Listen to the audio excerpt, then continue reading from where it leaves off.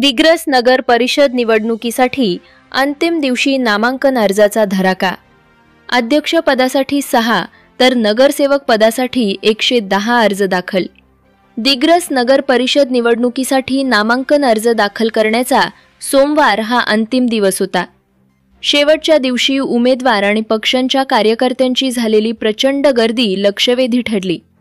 दिवसभर सुरू असलेल्या हालचालींमुळे राजकीय वातावरण चांगलेच तापले होते। सोमवारी अध्यक्ष पदासाठी एकूण 6 उमेदवारांनी अर्ज दाखल केले, तर नगरसेवक पदासाठी प्रभाग निहाय मिळून 110 अर्ज दाखल झाले।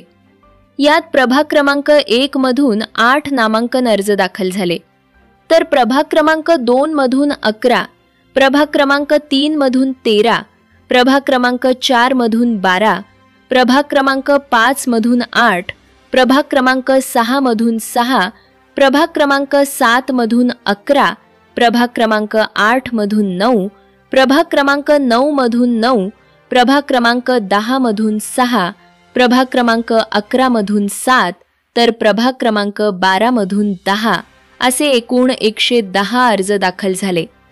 आज दाखल झालेले अध्यक्ष आणि नगरसेवक पदांचे 116 अर्ज तसेच शनिवारपर्यंत दाखल झालेल्या 65 अर्जांसह एकूण 181 उमेदवारी अर्जांची नोंद निवडणूक विभागाकडे प्राप्त झाली आहे।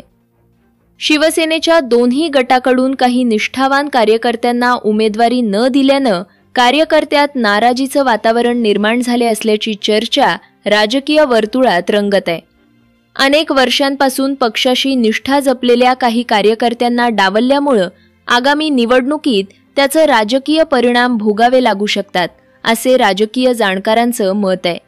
दिग्रस नगर परिषदेच्या निवडणुकीत एवढ्या मोठ्या प्रमाणात दाखल झालेल्या अर्जांमुळे स्पर्धा चुरशीची होणार हे निश्चित झाले आहे।